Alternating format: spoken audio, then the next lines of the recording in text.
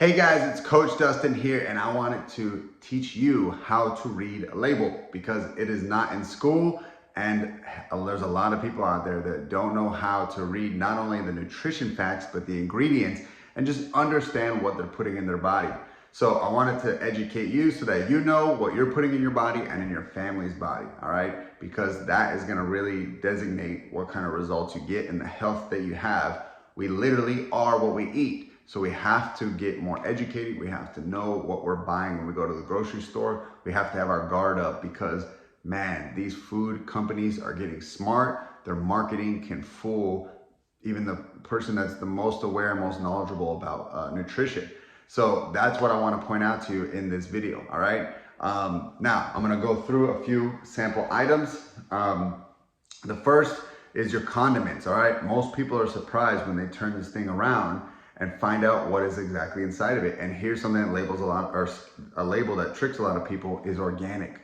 Organic does not immediately mean that it's a healthy food that you can eat endless amounts of, all right? It still might have organic sugar or you know, other organic things in there. It just means they passed the food tests and requirements that they need to be able to put this on the label of their food, all right? There's an organic requirement list, okay? So first things first when it comes to reading a label is you have your calories and you have your number of servings. Again, some people get tricked because they look at this and they flip it over and they're like, oh cool, it's only 30 calories a serving, but that's 1 tablespoon. What if you put 2 or 3 tablespoons worth of jelly on your toast or whatever you're putting it on? Well, now that's really 90 calories, okay? So look at your servings. There's 26 servings in this little jar, right? This is not a gigantic jar, 30 servings, okay? Really easy to plow through this, okay? Now, in terms of fat,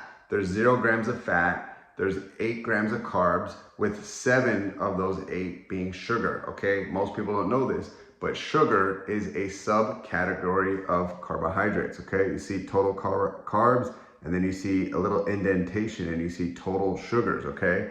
So that's something important for you to know, is how much sugar is in it. An adult male is only supposed to get 35 grams of sugar a day, and an adult female is supposed to get 25 grams. So if this thing's already hitting 7 of my daily allowance, man, that's starting to rack up, okay? And then protein is 0. So that's the macronutrients, the carbs, the fat, and the protein. Now, the next thing is learning about ingredients, okay? The way that ingredients are laid out is the first one is the most prominent ingredient in the food, and the last one is the least prominent, and it kind of just goes down the chain from first to last. So you want to really pay attention to what is first. So on this one, it's organic strawberries. Good, we want that, right? Second ingredient, organic cane sugar, all right? I mentioned it earlier, just because organic's on the front doesn't mean it's healthier, because they can put organic sugar or other organic ingredients that just maybe are not the best for fat loss or health, okay? Third is pectin solution, and then fourth is ascorbic acid, and fifth is citric acid. So what I like about this is it's pretty simple ingredient list. There's only 5 things, and again, it's a little easy to overeat because it's put into a condiment sauce or spread. Those are really easy to overeat. It's hard to overeat strawberries, right? Most people eat a handful and then they're like, I'm good.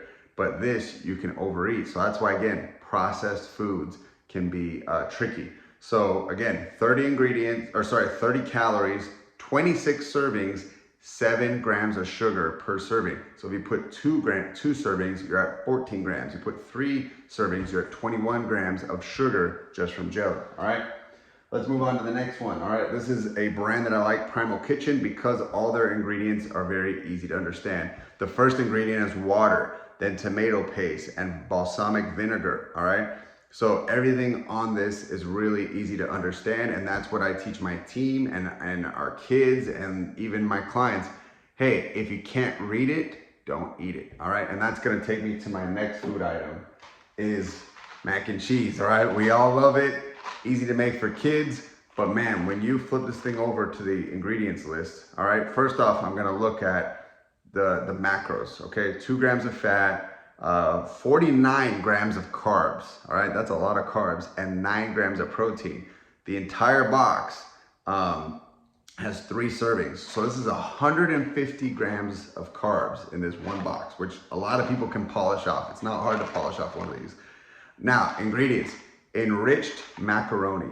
All right, we never want to eat anything enriched because that means it already had poor nutrition, that they had to infuse things in it to make it a little healthier. And that's never a good thing. We want what nature has already put into our foods, not having a factory need to pump some enrichment into it. So what is it enriched with? It says niacin, iron, and a few vitamins, okay? So usually when enriched means they've pulled out all the nutrients that they now need to put them back in to get it closer to its original state. And they have to mention that on the label. So we don't want enriched white flour, wheat flour, enriched macaroni. We don't want any of these things, okay? And then as I go through the list, like sodium triphosphate, tapioca flour, there's some words on here I cannot say. And so this is something I don't want to be really feeding my family. If they do have it, it's because they got it out of the house at somebody else's birthday party, but I do not want to make this a staple. Maybe I find another brand, maybe I find a healthier version, maybe I make a from scratch version, but I don't want this in my house. All right, so this one I was excited about because a lot of people say, I love pasta, what could I eat instead of wheat and white pasta? So I love edamame pasta and black bean pasta, okay? And there's even things like lentil pasta, chickpea pasta. They have the same texture as regular pasta, but it's better ingredients, okay? This food has one ingredient, organic soybeans. That's it, all right? And you hear a lot of stuff about soy, like it should not good, you should be overeating it. But I'll tell you, it's not something that it's very easy to overeat if you're eating whole foods. Where you can overeat it is when you're eating a lot of processed foods. They put a lot of soybeans, soy lecithins, soy chemicals in foods. And so when you're eating a lot of processed foods, you are. But I know in our family we're not, so I'm okay eating this, knowing that one serving has 24 grams of protein, 21 grams of carbs, and 3 grams of fat, okay? This is a high protein pasta. This black bean pasta, chickpea pasta. So find a pasta alternative and use that. And again, I love that the ingredients is one thing, okay? Another place you should see that is on peanut butter. It should be peanuts or peanuts with peanut oil. That's it. But I've flipped over some brands and seen 20 ingredients, you know, your Jif, your Skippy, and like, why do you need all this to make peanut butter? It's because it's very heavily processed, all right? And so we don't want to put that in our food. Final thing I'll show you guys is RX bars. I get often asked, what's a good bar? There's no good protein bars on the market, but I look at this as a food bar, all right? So RX bars, they're so confident in their ingredients that they actually put it on the front. You don't even have to flip it to the back. So you see it's egg whites, peanuts, dates, no BS. I love that. They have a lot of different flavors. It's chewy, it's good consistency. And so it's, again, not a protein bar. It's kind of low in protein. I mean, it has 12 grams. That's not terrible, but it has 23 grams of carbs, 9 grams of fat. It has 14 grams of sugar, okay? That is the dates, because egg whites are not high and neither are peanuts. It's in those dates. But again, if you're in a pinch, you're at a Starbucks or a gas station, you need something to just kind of hold you over for the next hour or two, these are gonna be okay. Not something that you wanna overdo, be mindful of them. They're there for emergency purposes. I just love that they don't have a bunch of BS ingredients. Again, go grab your protein bars at the store next time and look on the back, and it's a science experiment, all right? All these words with X's and Y's and Z's and things that are, you know, again, factory made, they're not man-made, or sorry, nature made, and then you're just eating a whole lot of garbage. So our belief with, again, nutrition is to really unprocess your diet, okay? Unprocess it, which means get rid of as many things as possible that just have a barcode, all right? Barcodes means mass production. It's usually a company trying to make a profit and just make it really easy to scan these things so you can just move quick. Because, hey, isn't it a pain in the neck when you got all these produce bags and the person has to look up the code? So they've learned, all right, people will probably buy our foods for convenience. It's easy to rip it open. It's easy to scan, get in and get out. And so they've removed that friction to get you to buy it. The other thing though, is the ingredients tend to be very palatable so that it tastes so good, you're getting addicted to it and you wanna buy it more. And again, that's good for a company that wants you to consume things over and over again. So like the most palatable foods are the most processed foods.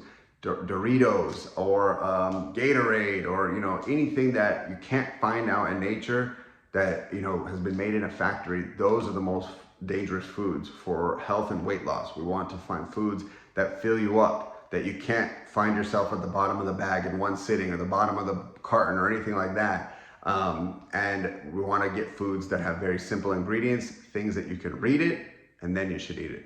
So I hope this very introductory explanation of reading labels has taught you something. I would really say teach your kids, if you have young kids, to read labels. Make sure that whatever you buy, you check the label first, because what's on the front is sometimes meant to sell you. They'll put terms like gluten-free, high protein, all natural, and that doesn't mean nothing. In fact, that should make your guard go up and make you inspect more. If a food has to claim it's high protein, it probably is not very healthy. If it has to claim it's all natural, it's probably not very healthy. Grapes don't need to put that on their label, right? And broccoli doesn't need to do that. And chicken and eggs and like all these healthy things, they don't gotta splash all these claims on the packaging.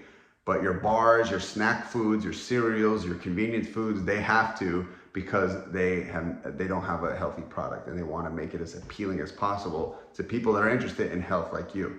All right. So again, investigate, look, learn how to read labels so that you can better protect yourself and your family, and you can get to your goals. All right. Hope this was helpful. Talk soon.